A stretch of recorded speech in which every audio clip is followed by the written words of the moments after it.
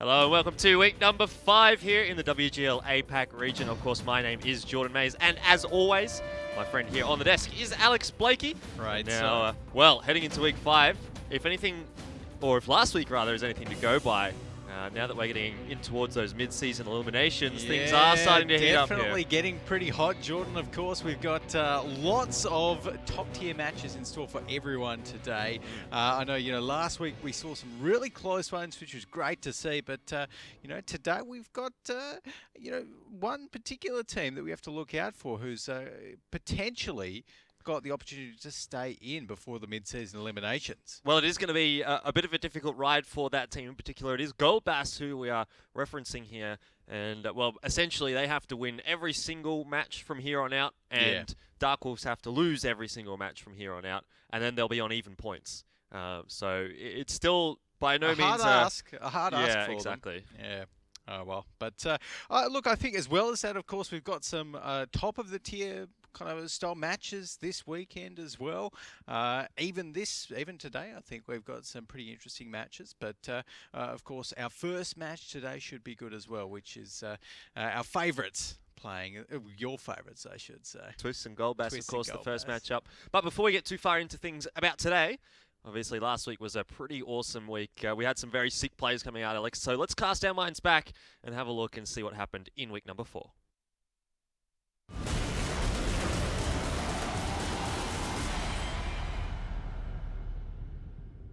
Let's have a look at the APAC region, where we saw some surprise endings to matches and some amazing tactics. EL Gaming once again dominated their matches with 5-0 victories against Twist and the Coalition. Karen Tigers ended up playing 2 tiebreakers as they struggled against Dark Wolves and also Twist. The match with Twist was a particular highlight as we saw an outstanding protective play by Twist using an E100 to block the approach to a teammate and actually running the clock down. The highlight match, however, from the APAC region goes to Meltdown versus Coalition on Ruinberg. Meltdown were the defending team and brought 2 Tier 9 Batchats, 1 E100 and then 5 Mows. Now, despite doing over 11,000 damage, the Coalition couldn't focus the tanks down quick enough as Meltdown reigned supreme in a very drawn out brawl. Now let's have a look at the APAC standings, where sadly the bottom 4 teams have already been decided at this stage. EL Gaming are running away with a number 1 spot on 24 points. Meltdown sit behind them on 19 points. B Gaming in 3rd and Dark Wolves in 8th are only separated by 4 points. So the middle part of the table is still wide open for any teams between those positions. Gold Bass could still tie with Dark Wolves on the final day, but only if they were to win all of their matches. With their last match being against Meltdown, that seems highly unlikely. Team Epic Gear Profit, Run and Twist will sadly be out of the Gold Series once Phase 1 is completed. Well, there you have it, guys. It was an excellent week last week, Alex, and I'm really hoping that this week we're going to get to see some similar players like what we saw coming out of Karen Tiger and Twist in that particular matchup from last week. It was fantastic to see Twist really coming back there, and honestly, I wanted to see them come into this week with a good start, get a bit of resurgence going. Maybe they were going to look good. The dream, but it does seem like it might have boiled down to a little bit of a fluke, to be honest, because they've already lost their first match this week. A little bit disappointing. Twist, of course, us casters, we're not really meant to have favourites, caster bias, if you will, but I think it's pretty safe to say that we both were hoping a little bit for our friends Twist to pick up a win. It feels as though they've deserved it, but like you said, started off with a loss this week. They have started off with a loss, and well, speaking of, let's go ahead and see how they're doing throughout the standings. It's not too great at all, Alex. They're still sitting down there in the very bottom of the table. Yes, there we go, right down the bottom there on number 12. But, I mean, up against Gold Bass, who are sitting at 9th.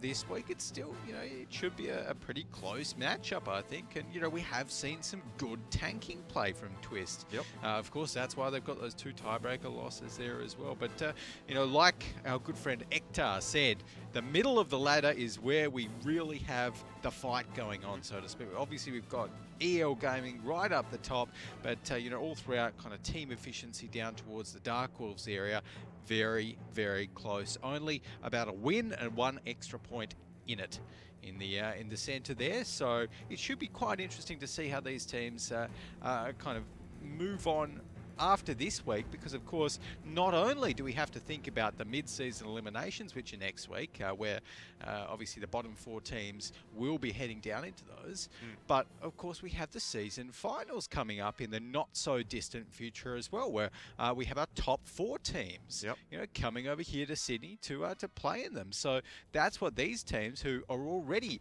secure at the top of the ladder will be thinking about now, trying to secure their top 4 spots. Yeah, well, you're right. And really, when you say secure, I think at the moment, probably EL's the only one that is 100% a shoe-in. For me, Meltdown look like they're pretty consistently going to be the second team here in APAC. But after that, I think things get a little bit muddy. Between the 3 and 6 sort of a region, almost everyone can beat each other.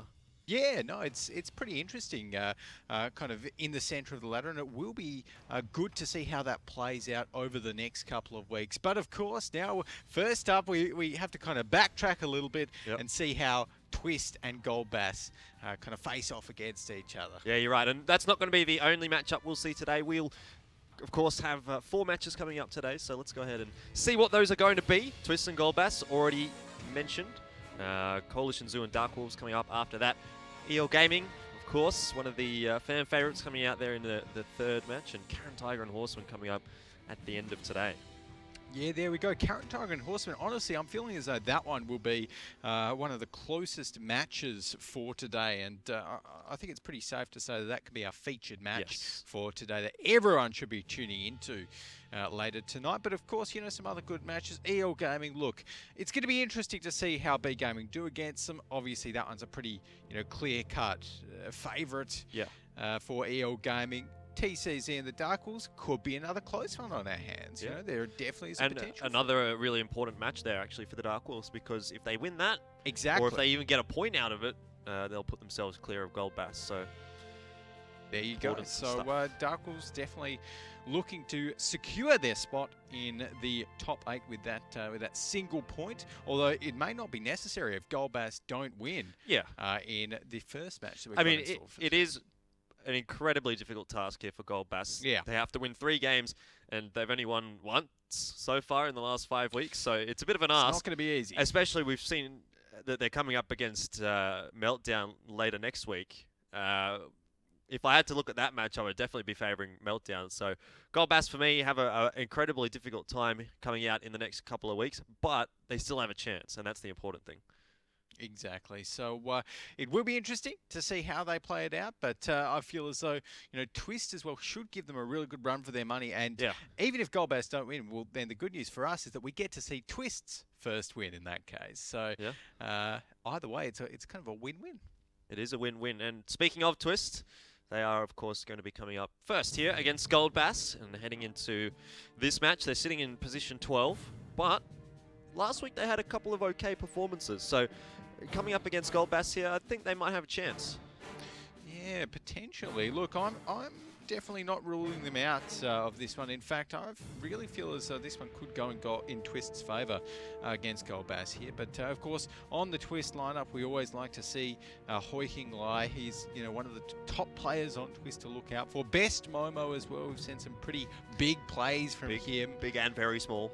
Big and well, yes, there's a mixed bag there for Best Momo, but I think everyone has their on days and their off days.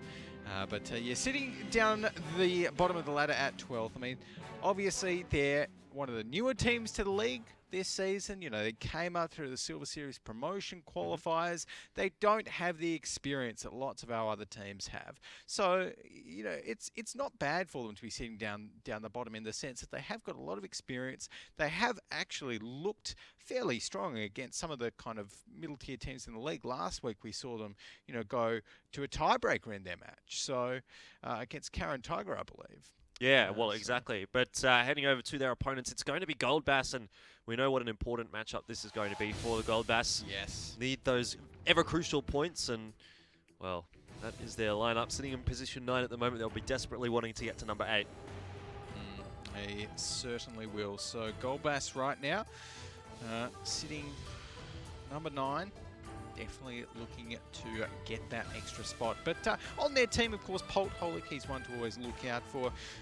Larissa as well. We've seen Larissa play artillery before, actually, so that's why I'm a bit of a fan down there. So hopefully we get to see the Artie brought out again. But Hypo, also another star player on the Gold Bass lineup who, we should definitely keep our eyes out for. Yeah, definitely. Hypo, a very aggressive player that sometimes gets himself caught in some sticky situations. Yes. Sometimes, fairly often, I think might Quite be a safe bit to last say. week. Quite a bit. Yeah, always an exciting tanker to watch here. But if we, I guess, look at the matchup now between the two teams a little bit more, you'd be favouring Twist? I'd be favouring Twist. I reckon it's going to be a 5-4, super close game, but the 5 is going to go over to Twist. I think Goldbass is going to take it right down to the wire. It's not going to be an easy victory for Twist, but Twist, they seem to be quite comfortable in tiebreakers that we've seen, quite comfortable drawing their games out in the past, so I'm going to pick them. Rightio. Well, I think it's going to be a pretty close match. I think it will a lot come down to what maps are picked coming out here today as well, because both teams have a reasonably similar map pool as well. So that will be an interesting dynamic. But if I had to give a prediction, I think it's going to go the way of Twist. 5-2. 5-2, you reckon? If they can come into this week with the same sort of performance that we saw coming out from them last week, they should have a pretty good matchup here against Gold Bass. But if they just come out here and play like the Twist that we saw in weeks 1 and 2, then yeah, well, exactly. That's a pretty bold prediction. 5-2. It is. Because I think Gold Bass will definitely should be able to take away some maps. Definitely. Unless maybe Twist can kind of close it out early, but we'll see. All right. Well, let's go ahead and find out. Looks like we're getting ready to get underway with our first match of today here between the two teams. And it is going to be on Himmelsdorf. Coincidentally, a pretty good map there for Twist, and not one that Gold Bass has had the best of times on. Okie dokie, yeah. Well, just taking a look at the lineups right here, I'm a little bit confused because I like Gold Bass. Yeah, Gold Bass are going a little bit crazy here. When we were sort of prepping for this, we were like, okay, Twist might bring out some crazy stuff here because they're already out. Exactly. But Gold Bass. Yeah, we were thinking that it would be Twist that were going to be the ones, bringing the E100s, bringing the, crazy tanks like the 183 into Himmelsdorf right here. But no, so Gold Bass actually going to be locking in 3 E100s right there, the FV215B 183 and the E3. So they're going with the 3 German super heavies, the British Tier 10 tank destroyer, and another tank destroyer, which we really don't see too often, double tank destroyers. Yeah. And the T110 E3 that they're going to be going with, which I personally am not a big fan of. No. So, yeah. But overall, I like how they picked the 183. Interesting, because we have seen teams before on Himmelsdorf pick the FE4005, which is the other British Tier 10 tank destroyer. It has the same gun, just slightly better statistics on it. The only issue with the FE4005, of course, is that, an HE shell can pen its turret. It's got absolutely no armor there at all. So very, very vulnerable and less armor than the 183, the 215B 183. But I feel as though if you're more experienced in the 183, then it can be maybe a better pick. If you've got more time in it, if you know how it plays, then why not? So that's why Gold Bass are going with it. Yeah, we saw the FE4005 coming out in Himmelsdorf last week as well, and it performed quite well. So hopefully we're going to see some similar sort of fireworks coming out of that 183, because I'm excited to see it. Gold Bass here will be starting off on the attack. That's really interesting now as well, considering the T110 E3 and the FE215B 183 coming out. I would have thought for sure they were going to be starting off on the defense with that sort of a lineup. Yeah, crazy that they're actually starting off on the attack with this T110 E3. Really, I mean, I suppose they're going to the hill, so if they do put it down, say, the A line, then that could definitely work, I feel. Yeah, well, for sure. We've seen it. It seems sort of like the meta a little bit here on Himmelsdorf has been changing throughout the first, throughout the first couple of weeks. We saw most of the teams would tend to just push down the banana line. But last week, and it seems this week as well, teams are starting to favour the hill a little bit more. So maybe a change in mindset coming out here, but we'll see how it works out for Gold Bass as they finally managed to crest that hill. Yeah, well, the hill's not a bad spot to actually push down, because very rarely will a defender's team send all of their tanks to kind of be able to repel an early hill push. So often you can get down there almost scot-free, or kind of essentially scot-free with maybe a shot or two. And by the time you're down there, then any defending tanks over near that one flag have to take a lot of time to rotate. Hypo's just been spotted out.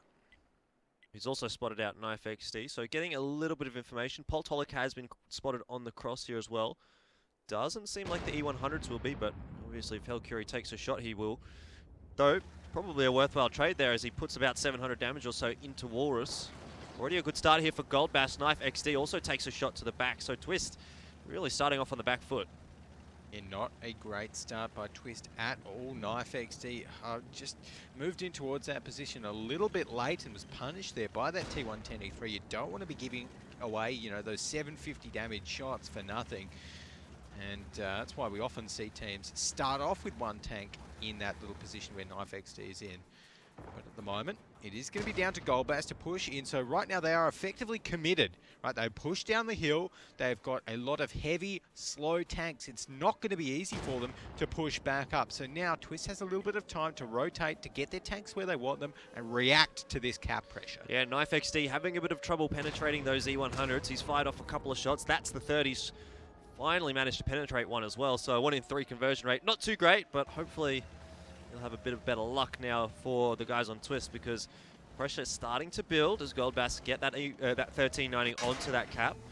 And Knife XD now has really figured out where he wants to hit those E100s. He's managed to penetrate 2 in a row. You can see the rotators coming across from Twist as well, but they're going to need to be quick because there's not a huge amount of time to play with here. Yeah, not a great amount of time at all, as it's looking like we are going to be seeing the bat chat here of Dodo waiting up the top of the hill. Alex Dye as well. But of course the guys on Goldbass should be ready for at least some tanks pushing down the hill. The question for Twist is that, well, they need to ask themselves how they're going to get this cap reset. So Knife XD, I think, is shooting HE, trying to get the reset there onto the 1390, but not quite managing to hit him. Yeah, I think Helkarai just shot some HE at him as well. Obviously, that 113's turret armor, very, very hard to get through. So yeah. Helkarai's just said, well, you know what, I've got a big enough gun. I can load HE and still do a bit of work. Yeah, about 350 or so damage. Really less than ideal, considering you can get about 760 or 750 coming out from the regular shots. But regardless, only 13 seconds left on the clock here. So now Twist really have to get a wriggle on. It almost feels like they've taken way too long in on this rotate, and Hoi Hing Lai has no decision apart from having to charge straight down this hill and try and get something done. They actually get the first kill of the game, but I don't know if they're going to get the reset here, Alex. There's only 2 seconds left. There's no one that's going to be in position in time unless someone pulls off a 6 shot. There's 3 seconds left. They actually did get a very minor reset, but there we go. Oh, they just managed to get it. The 1390 takes a shot to the back, but they've taken so much damage in doing so. Having said that, Goldbass have also similarly taken quite a bit of damage. Alex Dye in a really poor position here, but the T110E3 is going to be on the reload, so he should be able to get a few shots into the back here. Might actually be able to take him out as well. He can take him. He should be able to take him right there. The AMX 1390 just needs 1 to 2 more shots, but he's not going to. Oh, don't run into that E100. Just manages to stop in time. Alex Dye. Oh, Dodo waiting, also managing to avoid QMe in the E100 here, but well, now they're right behind him. QMe on the reload as well. Not going to be having the best of times in that particular position. Alex Dye scurrying off, trying to get a reload here, but Twist trying to just really get around the side of that E100. It does look like they have the advantage in this one. At the very least, they have the guns in the game. Helcury, though, in his E100 on full HP, so he's a big tank, and Dodo waiting has found himself in a bit of a sticky situation. He's managed to flip his tank over. So, 3. Oh, no. How's he managed to do that? Dodo waiting. What are you doing? Oh no, it is a 3-on-2 right now, and Dodo waiting with his tank flipped over. There is no way that he can, or he should be able to contribute to Alex the Dye battle. could come up huge here. He's actually going to be able to take down Hades. So now a 1-on-3 for Helcury to negotiate. Walrus 71 in that FV215B. Surely going to be the target of choice here for Helcury, but really, I don't know. I think Helcury actually should be able to pick this one up, because he's got to go up against Dodo waiting, who is currently a flipped tank. It's all really down to Alex Dye. And Alex Dye knows that Helcury is on the reload here, and it's just going to come down to whether or not the 1390 here of Alex Dye can sort of outmaneuver this E100. Poor. Oh no, he's going to run into Dodo Waiting. Yeah. He's going to run into Dodo Waiting. Dodo Waiting shouldn't be able to get these shots. He just gets a shot. He does get only one, though. I think his gun elevation's not going to be quite enough to hit Hellcure anymore, but we'll see what the 1390 can do here, because if the 1390 comes around behind Hellcure as he's trying to take down Dodo Waiting. Yeah. Oh no, wow, that was Okay. brutal. I mean, now we find ourselves in a 1v1. It is hard to say who has the advantage here, because in theory, Alex Dye should be able to win this because he can outmaneuver Hellcure. He doesn't need to, though. He's on the defense. Exactly, that's what I'm saying, right? Because if Hellcure here decides he wants to get onto that cap circle, should just be a pretty easy reset in the end there for Alex Dye if he can get himself in a good position. But one mistake coming out from Alex Dye and he's gone. Yeah. Yeah, exactly. So Alex Dye has to play this one so carefully, but Hellcure here, he does have these kind of tank bodies that he should be able to fashion into a kind of makeshift shield for himself. And Alex Dye, the AMX 1390, look, he will be able to go through the back of the E100, maybe get a few side shots on towards it, but you're not going to have an easy time getting through the frontal armor of an E100 with that AMX 1390, even with premium shells, which is what he will be firing. Yep. So I like what Hellcure is doing here. He's kind of sat in front of that tank, which means that it's going to be very hard for Alex Dye to come around from behind him and get a really accurate shot on him fast. So with his gun pointing forward, Alex Dye will probably have time to get a couple of shots off before that turret can turn around. So should be able to. he'll have enough time to actually aim down properly, and hopefully for the guys on Twist, he'll be able to get a reset here, because he only really needs one, doesn't he? If he takes that back up to 120, after this is down to, say, 30 seconds or so, he'll be okay. You're right, exactly. And obviously that E100 really does not turn very fast, all the turret as well. But Hellcure right here, he's set up very nicely. The back of his turret is... He's peaking a little bit early. He'll need to get 2 resets if he gets the shot off here. Okay, well, he might just try for the kill. If he can. No, he's going to miss I don't think it. he can actually hit him. Never mind, I'm wrong. So, yeah, he needs to get another shot off. Ooh. Still needs to get another shot off. And now Hellcure knows exactly where he is, so... Yeah, okay. I feel like he probably should have just waited another 10 seconds, and then he would have just been away. I'm with you there, Jordan. I think now he has to get another reset. So unless Hellcure drives out, Hellcure's... Surely Hellcure doesn't drive off here. Oh, well, that's the game. Oh. GG. That was a little bit perplexing. Well, okay. I mean... You got to do what you got to do, I guess. I but suppose. You know what I would have done if I was Hellcure? Like, it was going to be fairly obvious. I would have thought you would have pre-aimed up towards the hill. The hill, yeah. Would have been. Yeah. If you were to guess where the 1390 was going to come from, that would have been the spot, right? Or even sit at the back of the flag at like A6, right at the back, and just point yourself downwards, put yourself to the south, and so hopefully when you did get spotted, you might have even been able to angle your armor well enough. Yeah. Oh, Alex Dye. Just comes down now to Alex Dye not flipping his tank as he tries to get up here. Imagine if he flips his tank and just dies before the timer runs out. That would be hilarious. He's going to be okay. I did actually, I'll be honest, got a little bit worried for Alex Dye then when he was kind of doing that parkour on the hill. Alex Dye, please. But overall, I mean, he's won this one out. There's no way that Hellcure can get to him. So, a time victory there for Twist. Only 300 HP in it, Jordan. That is a fantastic start to our series here on Hibbles. Certainly was exciting, although until Hellcure drove off the cap, then it was like, okay, well, now we all know what's going to happen here. But it did come down to the wire there between those two teams, and this is sort of what we expected. We did expect to see some close matchups, and starting off on Himmelsdorf there, really nice coming out there between the two teams. Enjoyed that one.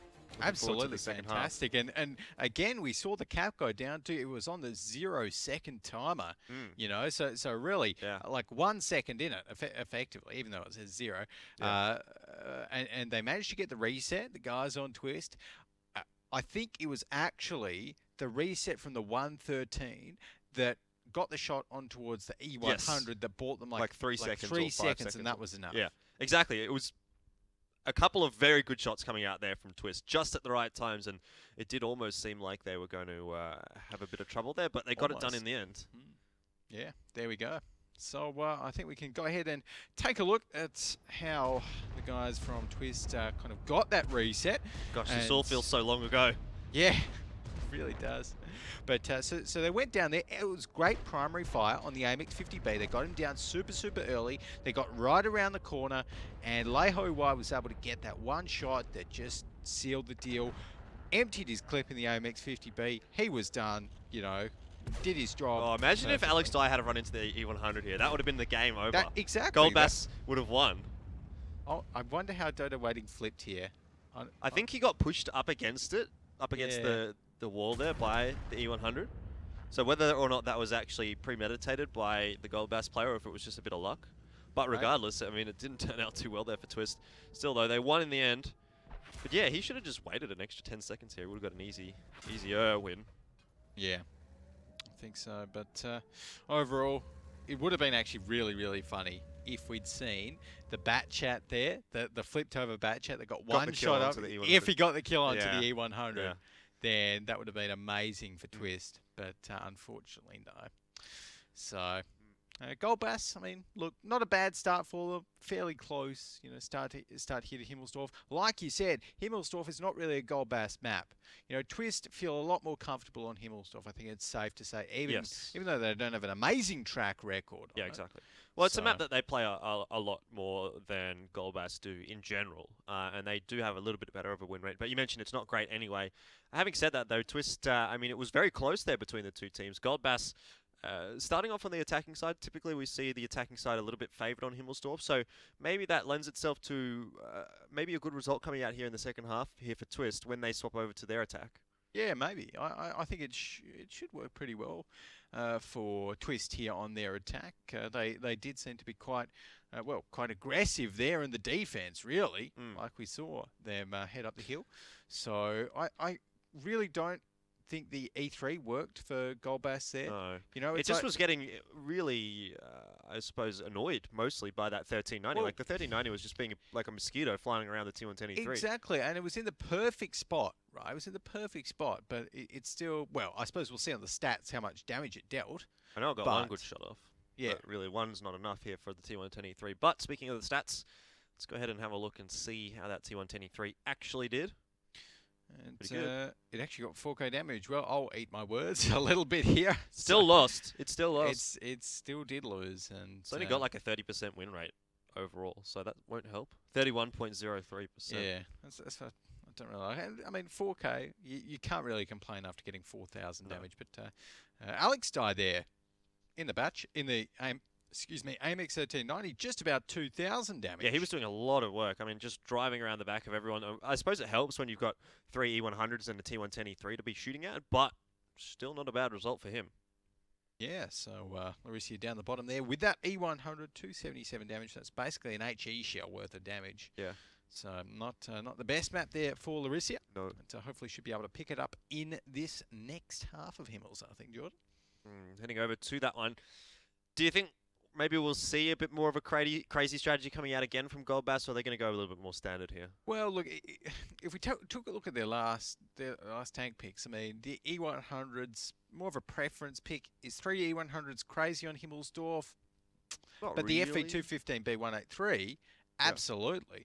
Yes. And, you know, really, like, when you pick an FV215B183 or an FV4005, you really want the enemy team to pick those nice, squishy tanks, right? The AMX 50Bs, yeah, perfect, but going up against FV215Bs or 113s, like we saw Twist field then, really not the best targets to be shooting at in a 183 because you're going to struggle to get full damage out on the armor. And, you know, you got to remember it's a tank that can, you know, deal an average of what, about 1,700 damage for a shell.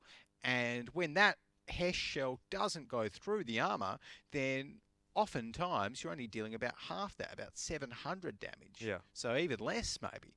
And that means you've got half your DPM of what you're intended to have. So it's an issue. Well, looks like it's time to find out. Let's have a look and see whether or not Goldbass are going to be repeating their crazy tank picks. And do this again. Wow, yeah, that's pretty crazy. Pretty crazy. That is crazy. Okay, so I really think that just taking a look at both of these sides, it's going to come down to a bit of a dice roll. if we get to Yeah. a brawl, If we get a Because- pen from the FE4005 onto a 50B, then sure. yeah, exactly. exactly. That's it. Right. So the FE183 and the FE4005, if they can get the full damage shots, like you said, the penetrations onto those AMX 50Bs at the start of the battle, and deal 1,700, 1,800 damage to them in one go, so that they can take them out before they empty their clips, then absolutely. Yeah. Absolutely, I think Goldbass should be able to take this one out. But if RNG, if the dice are rolled and they fall the other way, then see you later, Goldbass. Because those things, if you go in on them, Yeah. they've got a 25 or so second reload. Yeah. Right? It's not a fast reload. So Nope. by that time, the AMX 50Bs of Twist will have taken everyone down. So I'm really up in the air as to how I want this one to go, because obviously I want to see Twist do well here and pick up the victory, because it would make my prediction look good. But also, I just want to see some crazy stuff come out of that FE4005 and the true. 183. True. It would be good to see Questions? some crazy stuff. However, I mean, having a look at the stats, that's actually the first victory that Twist was able to pick up on their defensive side of Himmelsdorf There you that go. previous round. So they've started off well here. Moving on to the attacking side, it is a little bit better for them. So, just historically speaking, Twist definitely have a better chance here on the attacking side than on the defending side. There we go. Well, hopefully for their sake, they do manage to take it out. But Goldbass right here, not going to make it easy with two giant 183mm cannons in the game. And interesting that Goldbass are actually also going with that Object 416 as their tier 8, something that particularly on Himmelsdorf we really don't see too often. I'm trying to think of the last time we actually saw it, but of course, for those that don't know, the Object 416 is that tier 8 Soviet medium tank.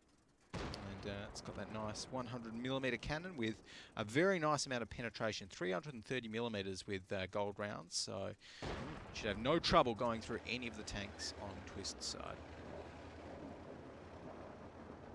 Again, we're going to be seeing a hill push coming out from the attacking side here on Himmels. So Twist opting for a very similar sort of a setup to what Goldbass had done.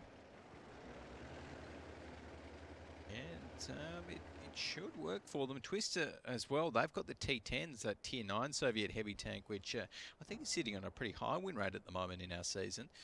But they're pretty handy in a brawl. It's almost 70% actually. Yeah. So really, really good. And if we just look at that HP between both of these teams, Twist have over 1,000 more HP, but they're going to get spotted out now. Oh, the 113, not going to be too keen about that one. Although no penetrating shots just coming out yet from either of those tank destroyers, or we'd certainly be having a bit more of a health disadvantage there for Twist. So I would call that a win. Like, I think Twist have got across there pretty well, all things considered. Yeah, they have, but I really feel as though they should... Oh, okay, now this is going to be tricky. I was about to say I really feel as though they should have pushed down, but then I see the big, angry British tank destroyers waiting for them. Ooh. I like this spot that Hypo's in. He's got such a low profile that it's going to be incredibly tough for those guys on Twist to actually remove him from this position. And even when they do, it's just... I don't know. Twist, I think, might have made a little bit of a mistake going up the hill here, because it's such a massive angle, or massive, like, long angle that the guys from Goldbass can utilize those tank destroyers in. That it's going to be super easy for them to get a shot onto anyone that's driving down this. They have plenty of time to aim in and make sure the shot goes through. So yeah, exactly. It's difficult here for Twist, I'd say. And right now, Twist, like, they're just waiting, and they obviously, if we, I'm sure if we had to jump in towards their comms, their TeamSpeak, whatever they use, we would hear them, trying to think of what to do, but it looks like the call has been made, and poor Hoi Hing Lai will be the first one going down there. He hasn't actually been spotted yet, though. Yeah, I don't mind sending the T10s out in front. Obviously, the tier 9 tanks, so you can, I suppose, afford to lose them a little bit more than a tier 10. Knife XD in the meanwhile has taken a bit more damage. Twist just taking so much damage as they're trying to get into a position here to really even put some back onto Goldbass. So again, Twist really not starting off too well in this one. It's going to be tough. They'll need to take out some tanks quickly. Hoi Hing Lai in the T10 is able to take out the 416. It's the first kill of the round here coming out, but certainly Twist still just been left reeling by all that damage they've been taking. Yeah, it's... Oh! That's one that we've been looking for, and well, there's an easy cleanup for Hades in the 113. One of the FV4005 or the 183 have managed to penetrate. Not sure which one it was there, but now we start to see the battle begin in earnest. The T10 and the 113 here trying to put a bit of damage across to Kumi and Hades, respectively. The AMX-50B of Lehoi White is going to have to come up huge, but Poldholic, did he just miss that? No, I think it might have hit Dodo waiting. Didn't manage to penetrate though, so probably a good result in the end there for Twist, and they do find themselves once again with a HP disadvantage. They were able to pull it back last round, but it doesn't seem like they're going to be able to do that this round. Yeah. The MX-50B on the reload here, 113 of Walrus in such a difficult position in terms of his HP pool. It's a 3 rather, versus 5, and Twist, just for me, have made a bit of a strategic error. Yes, well, there's a big strategic error as Lehoi White just gets exploded by, I think that was Poldholic there in that FE4005, and now the only member of Twist should be going down pretty soon, Alex Dye. And like you said, Jordan, strategic error all around. They, you know... Wow, Alex Dye going to be happy with that. Gets one of those shots eaten by his track and the other bounces off the back of him, so can't complain. I mean, he's in a 50B. If you can pop one or two of these tanks quickly, might have a game on our hands. Well, grasping at straws a little bit. He's really going to have to. But in saying that, like 183 and a 4005, I mean, if they miss the shots, which is very possible with those guns, you know, you're in struggle street because you've got a 25-second reload, so Alex Dye will be able to take you out. But yeah, obviously it's really not looking great for Alex Dye because just a couple of shots on those 113s, one shot potentially from the 2 tank destroyers that are still left standing, and he is a goner. But you know, that hill push, really, like you said, it was a bit of a mistake from Twist to go down that route, knowing essentially that Goldbass would have at least 1 or 2, like they did, of their tank destroyers down that line. And essentially, you don't walk in to an FE4005 and a 183. You don't want to be doing that because, well, we just saw what happened.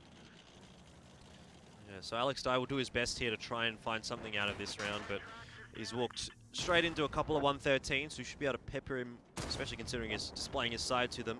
I mean, he's been able to get 1 kill here, but I'm not going to get too excited about it just yet. The FB215B 183 won't have time to get a shot across there.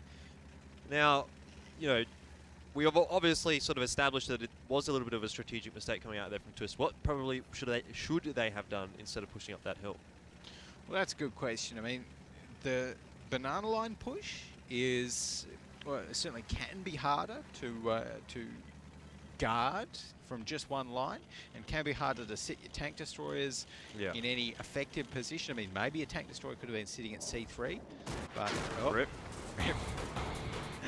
But yeah, it's a tricky one for Twist. There's no easy way to push out against that, but I think something like a banana line push would have at least given them a little bit of freedom in those streets to kind of choose. At least they could have spread out between 3 streets so that you know, every single direction didn't have a giant 183mm gun pointing at it. Yeah, exactly. Obviously, difficult situation there for the guys on Twist. They haven't really had to face both of those tanks in sort of one matchup.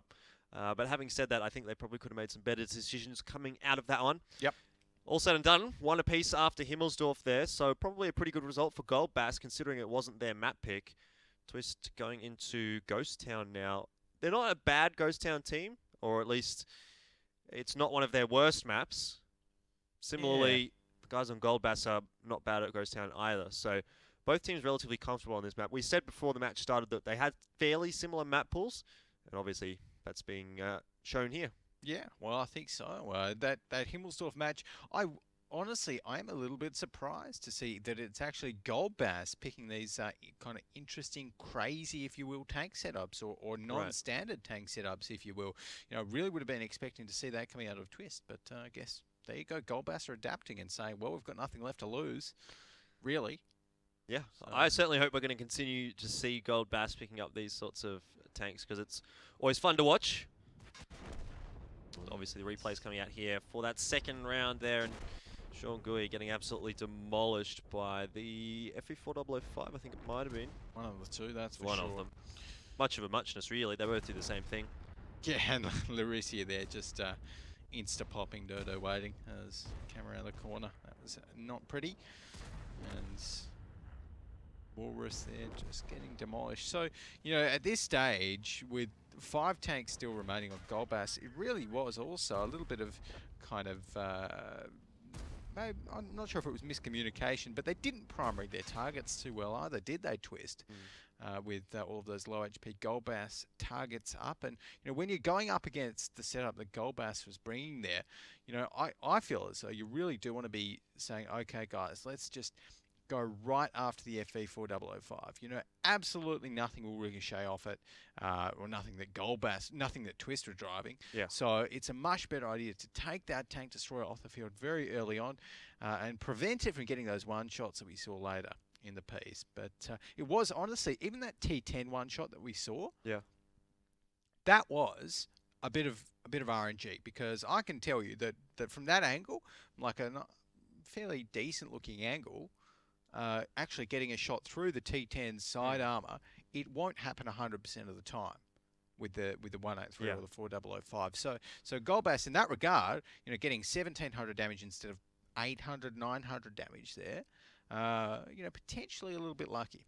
Yeah, I don't know. I don't think it would have made too much of a difference. It certainly seemed like Twist was already getting a little bit wrecked. I think that's the nice way to put it. They certainly weren't having the best of times, and I think that was really, I suppose, the nail in the coffin. But it did seem like Golbass was starting to get a bit of an upper hand, regardless of the situation that happened there. But certainly it did seem like Twist were a little bit uncomfortable against those two sort of out there picks coming out from Golbass. So, well, again, I said it already, I hope that Golbass are going to continue to go for these sort of different strategies that we haven't seen too much, because Twist just don't feel like they're adapting properly. Yeah, there we go. So Twist, I guess, well, they're going to have to go back to the drawing boards for the Himmelsdorf attack, because that just did not work. But we're not on Himmelsdorf anymore, are we, Jordan? Nope. So, well, let's go first and have a look back at the Himmelsdorf statistics coming out there.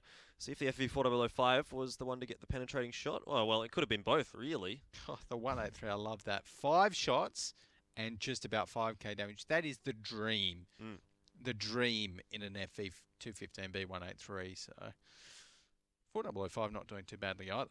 Exactly. Really. Yeah, really pretty standout performances from Larisia and Poltolic there, to be honest. I mean, usually when we do see one of those tanks picked, it'll be somewhere around 6 to 8. Sort of, they get maybe 1 or 2 shots, but I think really Twist just walked straight into the trap there and I guess allowed the guys from Golbass to get some easy shots across. Yeah. No, I've got to agree with you there, and that T10 only dealing 400 or so damage, of course, after getting insta-popped. Really not a great result either for the guys, but 1 apiece. I think we've started this one out fairly well, and it is looking to be, hopefully, a very close series. You know, as we move in towards Ghost Town, I think we're probably going to be seeing some similar plays, and it is good to see Golbass, you know, on their Himmelsdorf. They were a team that previously, you know, didn't want to move much on Himmelsdorf, particularly on the Himmelsdorf attack. They were often a team who would just sit in the banana and just kind of wait for it. But that time they didn't. So well, adapting. Enough about Himmelsdorf there. We're going to be heading on to our second map very shortly. It will be Ghost Town. So I'm interested to see, is Golbass going to go for some more cool tank picks? Oh, what do we got? Nothing too out there. Nothing too crazy. I think the only disappointed. Slightly non-standard tank pick that we see there is that Conqueror over on the Twist side, and I mean, you know, I'm not a huge fan of the Conqueror, but I don't think it's sort of super bad either. I think in our season to date, it does have about a 42% win rate. So not the biggest win rate, but you know, it's serviceable, I suppose, serviceable.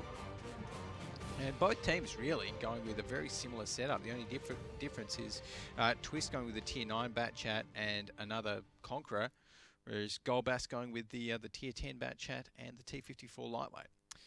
Yeah, so hoping perhaps to see some brawly sort of situations coming out here on Ghost Town, more city-oriented as opposed to the outer ring, which is a little bit more open, lends itself, I suppose, more towards the tank destroyers and that sort of thing. But definitely going to be seeing the attacking side head into the town and try and brawl it out with that sort of a lineup.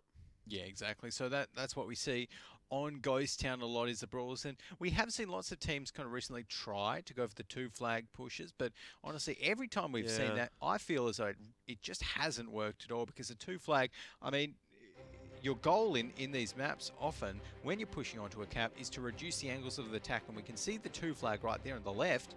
Like, it has literally, 4 openings, 8 little corners that you can get peeked from. So I'm really not a big fan of 2 flag pushes. Well, we'll see whether or not Twist are, because they are starting off here on the attacking side.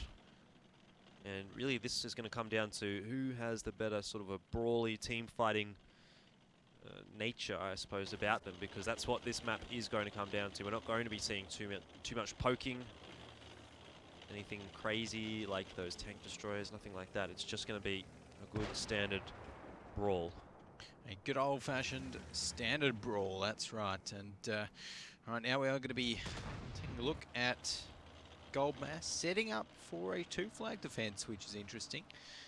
But it's looking like it's paying off for them, because that's where Twist are focusing their team. We have got Dodo waiting here in the Tier 9 batch, just pushing out a little bit. Has to be careful because Hypo is backed up by Hina. And Twist right here only have the one mobile. In a 1v1 here, Dodo waiting should win it, but it's not a 1v1, it's actually a 2v1 in the favor of Twist. So Hypo should very shortly be going down here, unless Dodo waiting does something incredibly poor.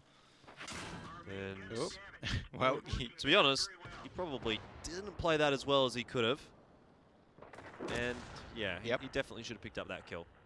There's no reason for him to drive over that little mound, I suppose. There, he'd be much better staying over towards sort of the more southern end of the map, and, or even just right behind Hypo. Exactly. Yeah, I'm not sure what Dodo waiting was trying to do there, but didn't work out in the end. And Hypo survives on 13 HP, which admittedly is not much, but the tank and gun advantage starting off early here in the favor of Goldbass. I mean, that's all Hypo needs to do his job in the T-54 lightweight. It's a scouting tank. It's not really going to matter to Goldbass that their Tier 8, is on essentially 0 HP for the brawl or something like that. He's still eyes on the field. And he's going to be moving up towards that 1 flag now, because now Goldbass know that Twist have no mobile tanks left. No, fast tanks left, if you will. Yeah. They've only got heavies. And that just gives them so much more freedom. Goldbass can kind of breathe a sigh of relief, because now it's so much harder for them to get properly flanked. I mean, yeah, Twist can, go around an extra street or something like that maybe, but that's the extent of it. So losing that 1 tank really puts Goldbass in good stead. Certainly does, and it's definitely slowing down Twist at the moment. They're just trying to figure out what they want to do here on their attacking side. And, they were sort of looking in towards that 2 cap, but it does seem like they're a little bit more interested in now heading over to that 1 cap, which I would say is probably a pretty reasonable decision here. Maybe they can try and catch someone from Goldbass off on the rotate. Well, it's a good idea for the guys to head over towards that 1 cap. I do like the 1 cap pushes a lot more, and we can see the nice camo of Goldbass right there. I think that was Walrus 71 in that FV215B. Or one of the guys on Goldbass. But right now, Sean Gooey in this Concrete looks like he might just be clearing a little bit of the kind of debris around that flag before they get onto it. So clearing out the area. That's exactly what Hypo's doing as well, reducing the cover, which makes sense for him to do on the defensive side. But this is interesting. Twist, Goldbass, they've got Hina out the side, and the danger now for Twist is if Hina decides to go for the flank on towards them and pushes around the back of their spawn and up towards that 9 or 0 line, then Twist have a big problem. Yeah, they certainly do, and it's actually doubled now. You can see Poltolic, for the moment, just following up behind Hina there. Obviously, he's going to be a little bit slower in that AMX-50B, but it is a pretty quick heavy tank, all things considered. So very shortly, Twist are going to be under pressure from a couple of different angles. They have started to get that cap going. Sean Gui in the Conqueror has started to sit on there, but still plenty of time here for the guys on Gold Bass to play with, and if they can execute this strategy correctly and to plan, then it's going to be a tough time here for Twist. Yeah, very tough time indeed for Twist, but I think right now they need to just stay cool. Even though Gold Bass does technically have the tank advantage, it's not a big one, and Twist still have all of their kind of main brawling tanks. So it's looking like Gold Bass might push in towards them now. Poor old Sean Gui in a bit of a 1v1 duel up against Larissa in the E100. And I think this is going to come down now to those guys from Twist to rotate around. The E100 and the FV215B here have to come up pretty big. Walrus 71 is actually going to start off quite well there, Hina. So that was the threat that we spoke about. Already being almost eliminated here by Twist, but now the brawl, sort of a situation that we expected to see, is starting to come to the fore. Hades taking a little bit of damage, but similarly, Lehoi Y is looking a bit low. The reloads will come off very shortly here for Gold Bass, but Lehoi Y survives another round, and he's going to get that reload off. Puts a bit of damage into Hellcurie. And we are seeing just... Yumi just missed. Yeah, did he? I didn't see that, but he's on the reload now. It'll be off very shortly. The E100 of Knife XD coming around behind there does manage to pick up a kill, and really what we need to see here is Larissa get involved, and I think he's perhaps just a little bit too late. Twist, for me, getting the better of this brawl at the moment. It's a 4 versus a 5.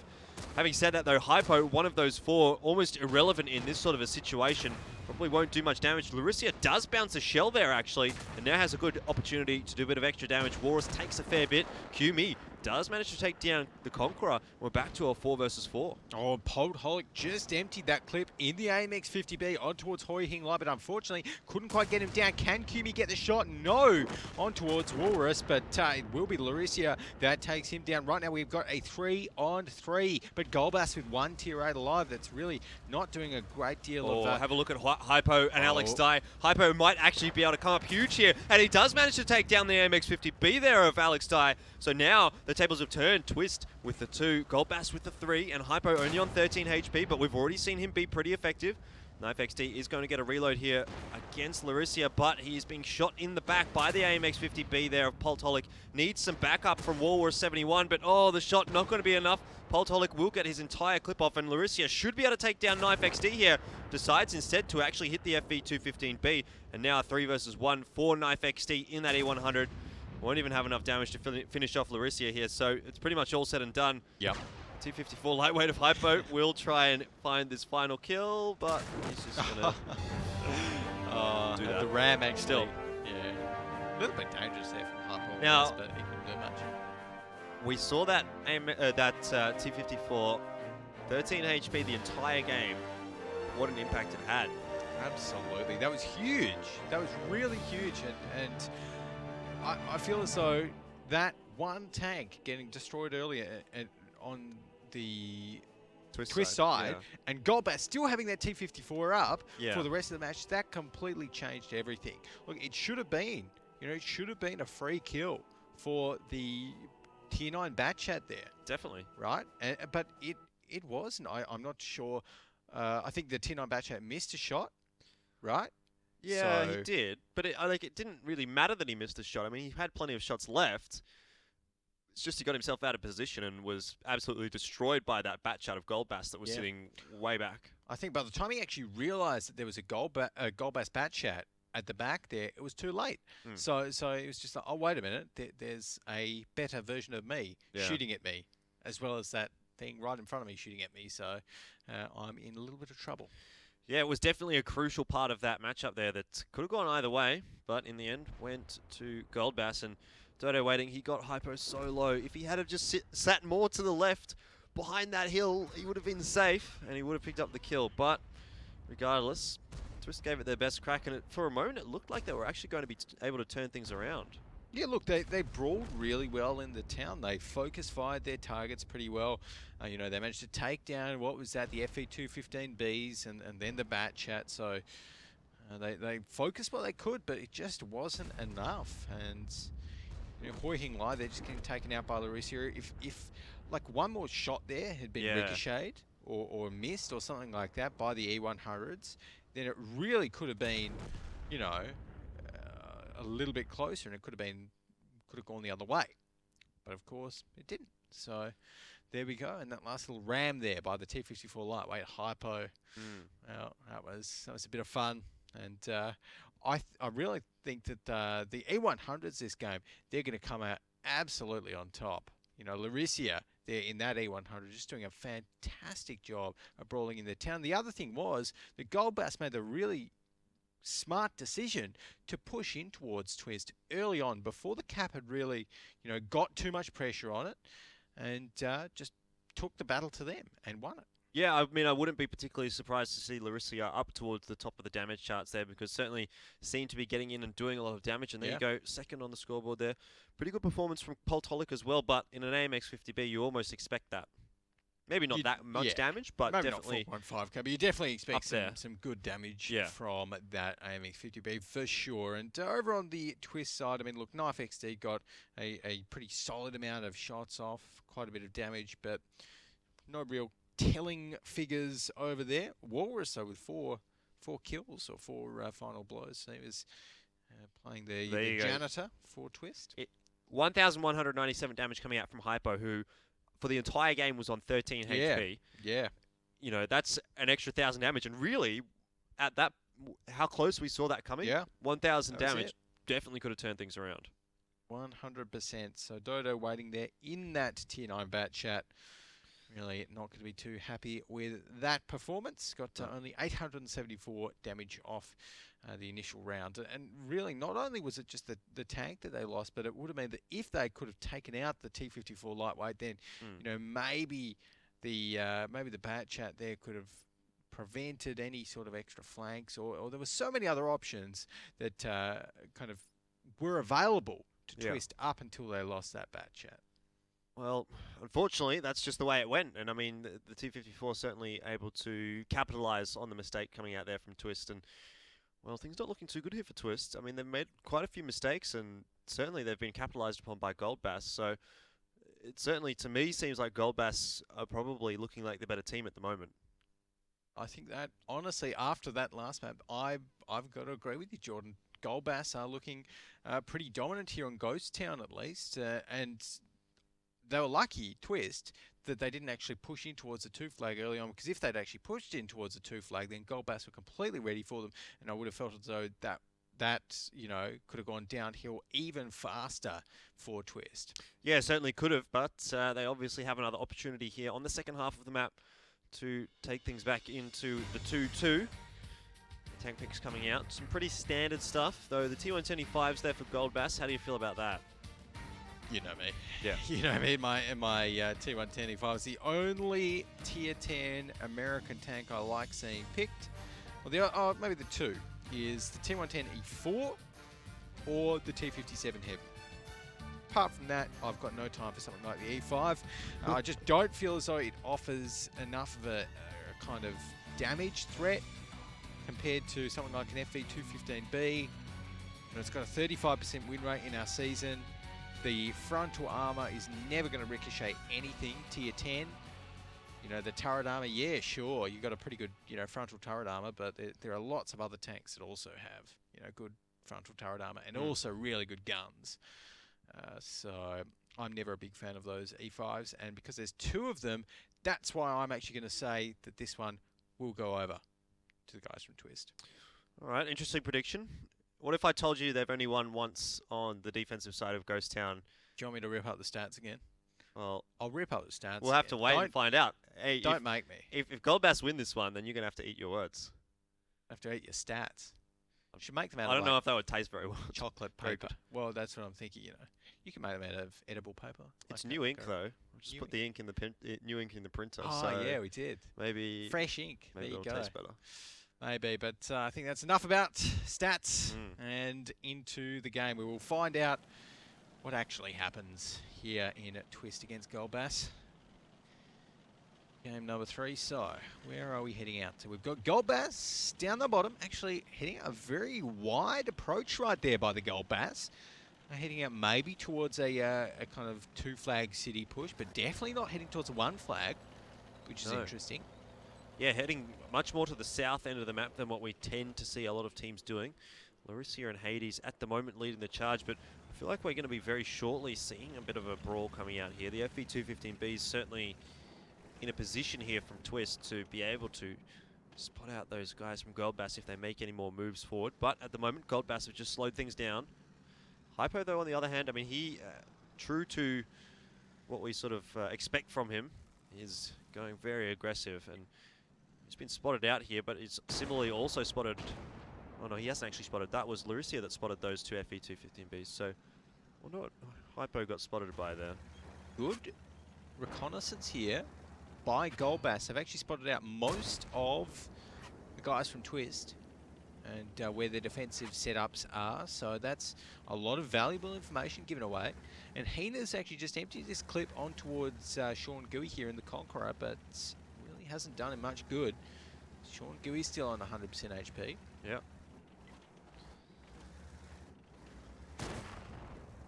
Goldbass just really playing this one very strangely compared to most teams. They've gone even quite far towards the west now as well, so they're sort of wrapping around the back of Twist and almost trying to head into their spawn. Although for the moment, they're still playing relatively slowly. But with 3 AMX50Bs, if Goldbass can get in there and get these guys going, it's going to be a difficult time for Twist. It's going to be a very difficult time for Twist right here, as it's looking like Goldbass are going to be trying to just start a little bit of a trade-off here against Twist. So what they're going to be doing is just peeking around the corner, getting a few shots off, maybe emptying the clips of these 3 AMX50Bs that they're all getting set up. Yeah, that's a good position for these AMX50Bs. But I don't think Twist has any reason or any good reason to push in towards them. Yeah, but it almost feels like Goldbass here, if they just peek those AMX50Bs around, they can just blow up one of those FV215Bs without much sort of damage being done over to them. Sure, these two FV215Bs will fire a couple of shots across, but really apart from that, no one from Twist actually has an angle into this particular corner. So it's just now waiting for Goldbass to really pull the trigger and make their move. Yeah, 100% right here at Twist. Has Twist spotted out those AMX50Bs? Well, I think they spotted them out earlier, so they don't know that the AMX50Bs are down there in that G5 line, but I think they can make a pretty well predicted guess, well educated guess. That's the one for those AMX50Bs being there. And Hina here just playing so cheeky in that T9 bad chat, trying to get some spots across. And now the danger for Goldbass. Here comes the AMX50Bs though, Alex. This is exactly what we needed to see. The FV215B of Lei Hui Wai getting absolutely demolished. And, well, that's how it had to work out there for Goldbass. They've played this one to perfection. And they've dropped every single shot that they could. The T125 coming in to close things out. And that was the danger there for Twist. Once those AMX50Bs decided they wanted to go, they went. And there was no one there from Twist that was able to back up both of those FV215Bs. And when you're up against a few AMX50Bs, well, that's what can happen. Yeah, exactly. Perfect execution there from Goldbass. Those AMX50Bs just being used exactly as they should be. And now Goldbass, because there was no other members from Twist around to kind of punish them for that, Goldbass were just able to reload their AMX50Bs, and essentially, there's nothing stopping them just from doing the old rinse and repeat. Yep, exactly. Now they've got that tank advantage. They can play, or they can afford to play a little bit more aggressively. Paul Talalik is relatively low in his AMX50Bs, but Helkurai and Kumi sitting up there pretty healthily, so they can be a little bit more aggressive.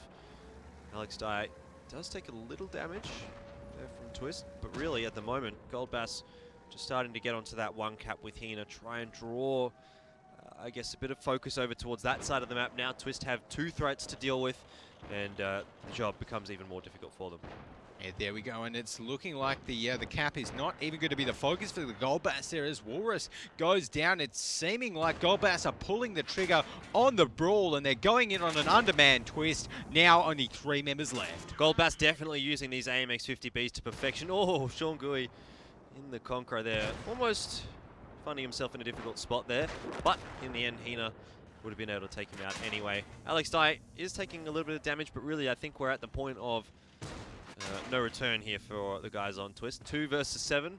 Don't like those odds very much. Yeah, and now 1 versus 7, and it's looking like Twist may not even be able... Oh, no, there we go. They do get 1 tank down from the Gold Bass lineup. Whoa!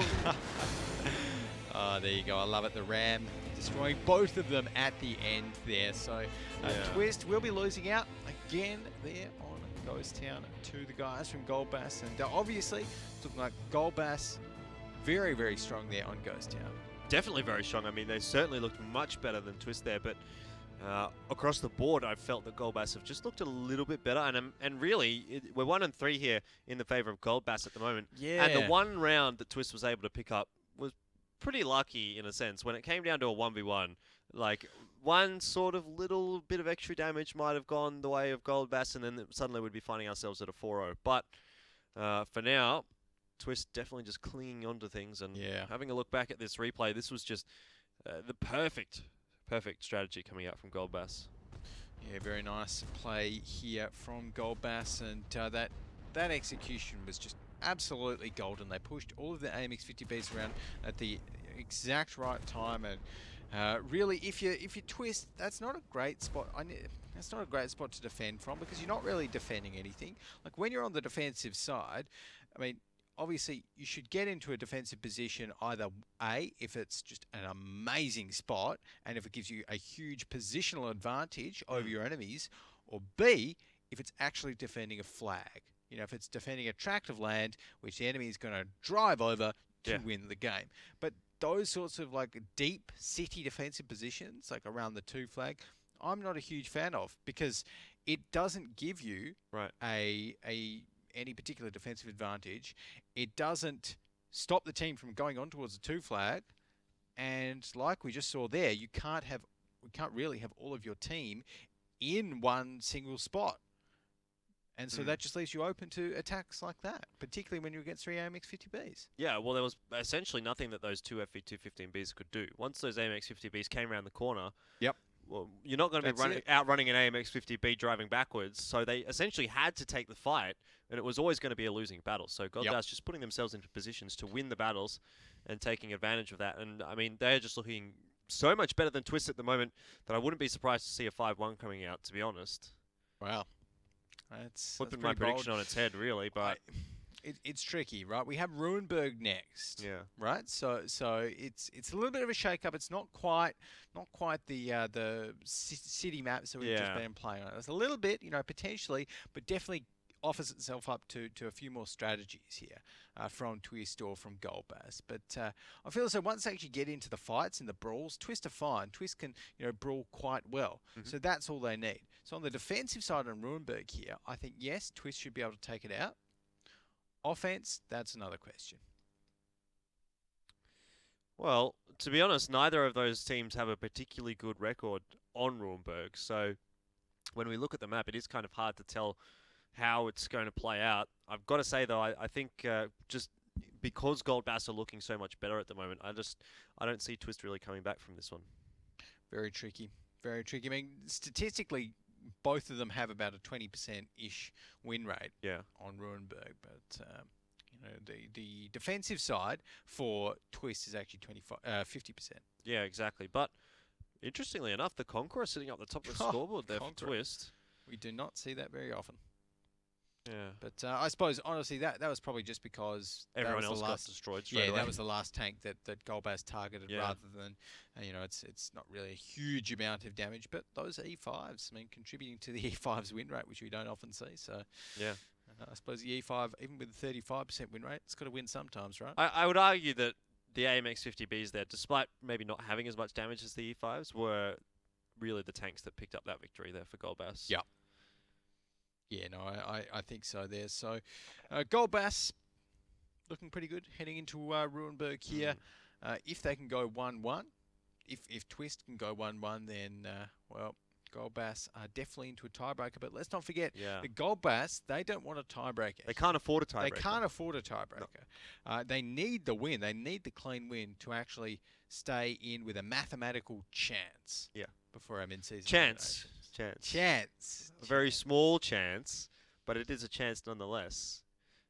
Anyway, enough of that. We'll head over to Ruinberg very shortly. Let's have a look first, though, and see what tanks are going to be brought out here. Goldbass, no AMX 50Bs this time. Oh, okay. So we're going with a bit more of a standard setup here for both teams. In fact, we've got those tier 9 bat chats on the Twist side. Goldbass going to be going with the tier 10s in terms of the bat chats, and also a tier 9 bat chat as well. So nothing too crazy apart from that. The IS4 on the Twist side, nothing wrong with that. On the defense, which is what I'm expecting them to be on. Goldbass on the attacking side. And I think right now, Twist, I mean, yeah, these tank picks really don't give anything away. So it's a little bit up in the air, but I still feel as though Twist on the defense should be able to take out Rurenberg here. They've looked strong in the defense in the past. They can brawl well. If Goldbass just do a standard, brawl attack on towards the 2 flag with their standard setup that they picked right there, then that's why I'm going to be saying Twist. So 1-1? 1-1. 1-1, okay. Well, I mean, it'll be enough, I suppose, for Twist to hang in there in this series, obviously. But is it going to be enough for them to be able to come back into this series if they get a 1-1 here only? I'd be questioning that, because I'd feel like Goldbass would be able to get at least one half of the final map there. But we'll have to wait and see, obviously. For me, I'm looking down the barrel here of a Goldbass 2-0. I think they've just looked so much better than Twist. And really, despite the fact that neither of these teams play the map, I'm just confident in Goldbass at the moment, really. Yeah, well, there you go. So a little bit of a difference of opinions, I guess. But fair enough. I think that is, valid. Given your stats, you love your stats there, Jordan. Well, it's not even related to the stats. It's just because Goldbass is playing better right now. Suppose so. But guys, why don't you let us know what you think, which team you think is going to win down in the chat below if you're watching on Twitch or wgl.gg/watch, and let us know who you think is going to win between both of these teams. Obviously, we've got a bit of a differing opinions going out, but I suppose we're about to find out. That we are heading over onto Rurenberg, and this is, of course, the map. That's quite obvious to say. This is the map. Yep. This is the map. Good analysis there, John. But yeah, Rurenberg, of course, it is not a symmetrical map, and we can see that just from looking at the mini-map. So the attack and the defense sides play very, very differently here on Rurenberg. It's, you've got this little town out to the east there, the city in the west. It's looking like Goldbass leaning towards a bit of a town push, 2 flag push, as is standard. But I think this is where Twist should be able to defend it pretty well. They've got most of their, well, actually I say most of their tanks. They've actually only got 4 of their tanks in towards town right now, and they've let Goldbass get up on that 0 line. Already, just a little bit dangerous. Yeah, it's not so bad at the moment. Goldbass, I'm wanting to see whether or not they're going to just push right into that town or sit on the 2 cap. And having this 113 in this spot is fine, sure, but you got to question, why don't they just have an IS7 and stick it in there instead? I feel like the IS7 would do a better job. Yeah, I'd almost agree with you right there. I mean, the 113, yeah, it's going to take probably a few more shots, unless only its turret is visible, but we do like seeing the IS7 in there. Right now, though, the flag is actually on 20 seconds left until it's captured. So Goldbass putting a lot of pressure on towards the guys on Twist right now. Lihoi Y has been taking a lot of damage, Jordan. Yeah, you're certainly right. Now only about 16 seconds left to go. Lihoi Y very close to being taken out of this battle, though. Really, what Twist have to focus on now is not their low HP players, rather getting a reset here, because there's only 5 seconds now, and who has a shell-loaded Walrus 71, probably going to have to be the one to get the shot across here. It is going to be one going across in the end there. 14 seconds still. The pressure isn't let up at all here for Twist. Goldbass just sitting on this cap and really putting Twist under the pump. Yeah, 6 seconds left. As that was actually a ricochet on towards Hades, so someone else from Twist is going to have to get the reset with 1 second left. Just managing to get resets, and we are starting to see now a few of those rotators coming across from Twist, so the job does get a little bit easier, but they are very low on HP compared to Goldbass. They've already lost a tank, and they're in danger of losing another. Sean Gui is going to go down, so now make that a 3 tank advantage for Goldbass. And with all that pressure sitting on the cap there as well, Hypo overall over towards the 1 cap as well, just popping shots into the back of that IS-4 of Knife XD. I don't see this going the way of Twist. This is not looking good at all here for Twist. They've got their batch at AP with only 3 shells left and 1 shot from death. That's going to be Poltholic going down. And, well, I'm afraid Lehoi Y is not long for this world either. No, he's being flanked by QB as well. Although Hades misses a shot, but... Oh, no, he didn't miss a shot. It was Lehoi Y that missed a shot. But regardless, Lehoi Y goes down. Alex Dye on the reload. Definitely not going to have any more of an impact on this battle. And it comes down to, I think, Hades. Nope, Helkurai to chase him down in the end there. Just a couple of tanks left here for Twist, but really it's mostly a formality now for Goldbass just to take out these 2 remaining tanks. Yeah, there we go. So Twist not able to defend that one too well. And Knife XD, maybe he'll be able to pick up QB. No, not enough damage on that IS-4's 122mm cannon, unfortunately for him. So it will be a Goldbass victory, taking them 4-1. Well, that's that, really. We've seen that 1-0 already. The guys on Goldbass picking up the attacking side, which is a little bit less favoured there on Rundberg as well. So, yeah, not too happy about the chances here for Twist now heading over to the second half. And something I think we sort of spoke about before the match started yesterday, actually, was that Twist seemed to be a little bit more comfortable against those defensive sort of teams. And at the moment, Goldbass really not playing very defensive. Yeah, exactly. It's interesting. You know, when I made my predictions for this match, I felt as though Goldbass were going to continue, you know, with some of their defensive play that they started off the season with, you know, in weeks 1 and 2. But so far, they've just been playing really nice and aggressive, which is great to see. You know, it makes for these exciting, quick games that, well, to be quite honest, we're not used to seeing from Goldbass. They've done it a few times before, but it looks like that is their new kind of official strategy. Official strategy. Okay, well, play style even. Play style is probably maybe a better word there, but let's have a look and see. Did get very close initially. In the end, Twist was able to get the reset there, but really it wasn't enough in the end. Goldbass just got such an early advantage in terms of the HP pool that even though they were starting to take a bit of damage in terms of getting reset, didn't really bother them at all. Yeah, there we go. So, right there, the issue as well for Twist is that they only had 4 of those tanks on the actual 2-flag defense at the, you know, essentially at the start of the round when Goldbass pushed in towards that 2-flag, and you know that just meant that they were outnumbered. We saw it there. You know, by the time all of the Twist members had finally kind of folded in towards the flag, there was just no way that they could compete with a Goldbass squad that outnumbered them and was putting so much cap pressure on.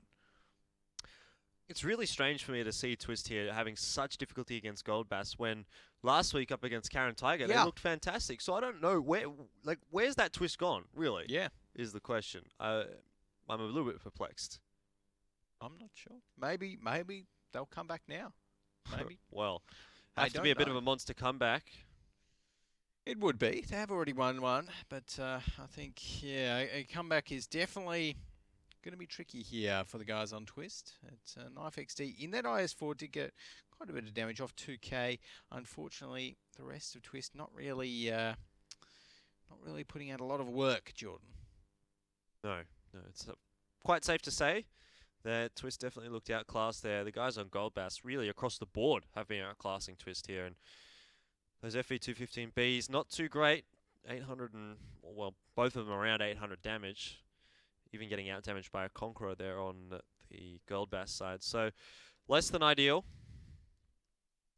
Less than ideal indeed. But, well, there's still another half here on Rundberg, so there is still definitely the chance for Twist to take it back against We're bandying that word around a little bit today, haven't we? A little bit.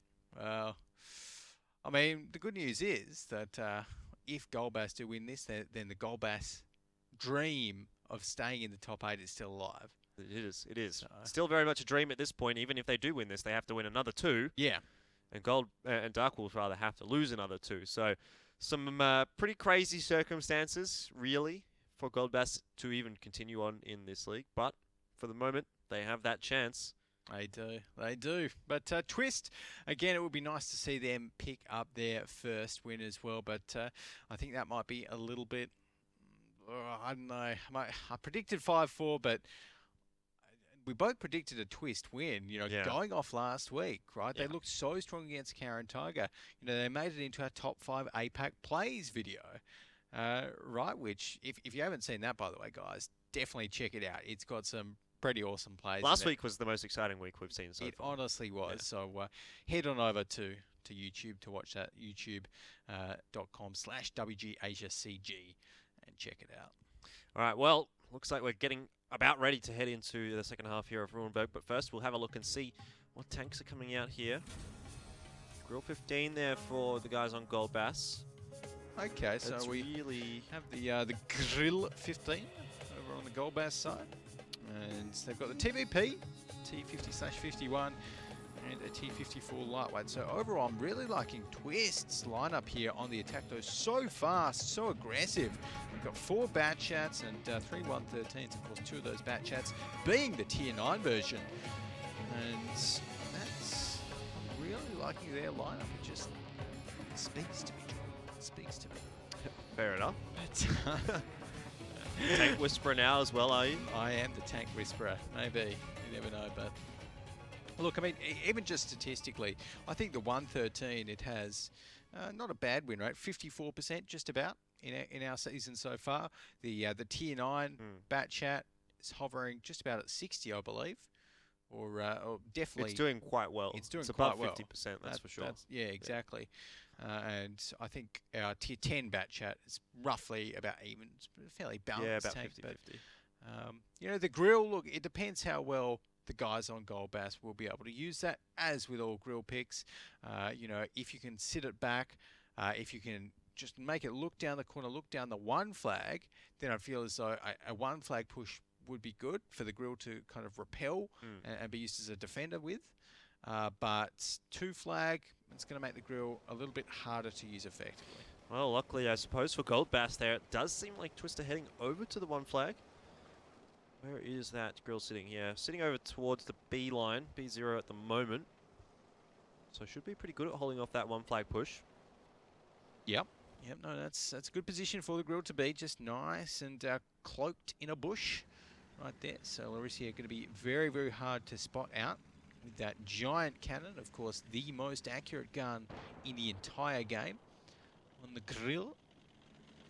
But right now we are going to be seeing Twist moving actually right in towards the flag.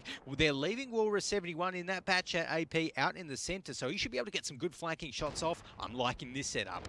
Yeah, it's not looking too bad. Really not much of a defense over to that direction from Gold Bass. And if I'm not mistaken, that shot from Larissa didn't actually manage to do a whole lot of damage. Don't think it actually landed into anyone there on Twist. So a little disappointing to start off there for the Gold Bass. Larissa, though, has changed up the angle. Should be able to get another one across to Knife XD in that 113. Might have just bounced off. Not a good start for the grill. No, not a fantastic start at all, as Hellcry and Knife XD going to be able to trade it out a little bit there, but Hypo's coming in, Poltholik coming in again. They need the base reset. Yeah, they certainly do. 15 seconds. Still a bit of time to play with, but look at all the damage that's being done over to Gold Bass. Oh, my word. They're getting absolutely slaughtered at the moment. Hypo has already gone down. Hina, very low on HP, is going to be able to trade out 1, but it's the tier 9 bat chat there from Twist. Saying that though, Twist now, it's their turn to be starting to take a little bit of damage. Hellcure, if he doesn't go down here, oh, Grill finally managing to penetrate a shot there and saves his teammate's life. Hades trying to put a bit of damage across to Hoi Hing Lai, but at the moment, Gold Bass have a bit of an advantage, and they've also got plenty of time to play with. There's another reset coming out from Hellcry, and Larissa starting to get the mojo going. Yeah. You see a few penetrating hits coming out. So it was a little bit of a poor start there for Larissa in that Grill 15, but certainly has come up with a couple of nice shots as we've headed into sort of the middle stages of this round. There's another one right there, sniping out Sean Gooey, who's hiding in between those houses, and it's looking a little bit dangerous for Twist right now. I thought it was going good, but now Poltholik is just going to unload on Hoi Hing Lai. It was looking very good actually at the start there for Twist. They had Gold Bass really under the pump, and the cap timer was getting low, but in the end, Gold Bass just coming up and looking just that little bit better on the day here today. So Twist should probably be going down with a 5-1 defeat here against Gold Bass. Yeah, well, Dodo waiting, taking out one, and let's not rule them out just yet because 2 tanks on Gold Bass are actually 1 shell from death for these tier 10 bat chats that are both alive over on the Twist side. Oh no, but Alex Dye, he's being flanked, and the grill, yeah, just like that. Poltolic will probably pick up this final kill here onto Dodo waiting, and it's all a matter of time. In the end, it is going to be the TVP to pick that one up, and 5-1 the scoreline between Gold Bass and Twist, obviously going to Gold Bass there. So, well, when you really think about it, it's not all that surprising. Even though we sort of predicted Twist, I think that was more of a hope that they were going to be able to continue their form that we saw against Karen Tiger, but wasn't the case at all.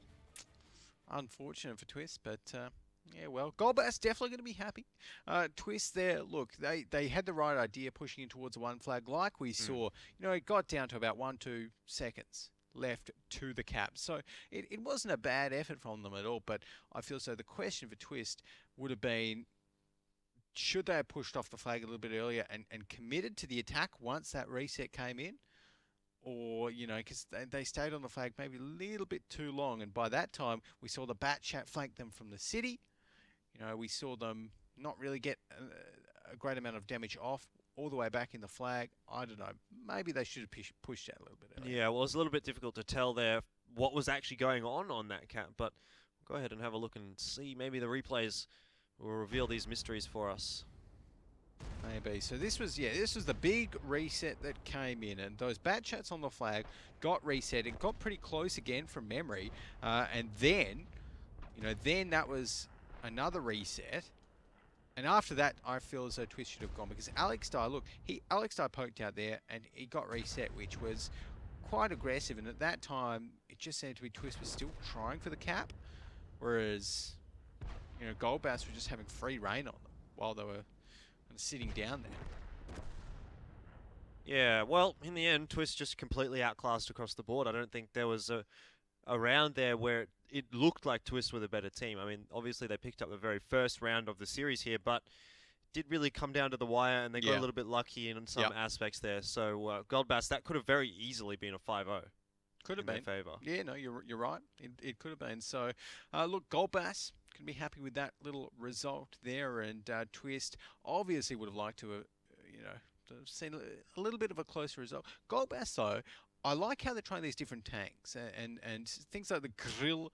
Actually, I wonder how much damage the grill actually did this game, because it did seem to kind of get into a groove. It missed the first few shots, but Larissa in that grill really did some work later on. Definitely did. Well, let's go ahead and have a look and see whether or not you're right, because we have our tank stats here, and the grill did manage to get a few shots across that definitely penetrated.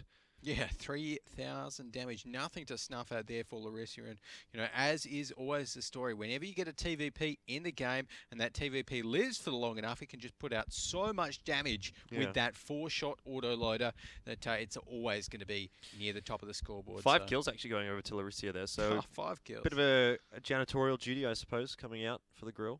Yeah, gets nice all the killing blows. Well. Yep. And Hypo down the bottom, there's 0 damage dealt. A little bit unfortunate, but T54 lightweight really not the best gun in the game, so that is to be expected.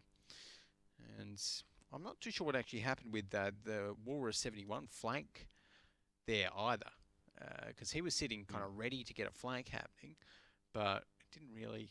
I didn't see it. Yeah, it didn't really seem to have much of an impact. So, oh well, 5-1 to Gold Bass.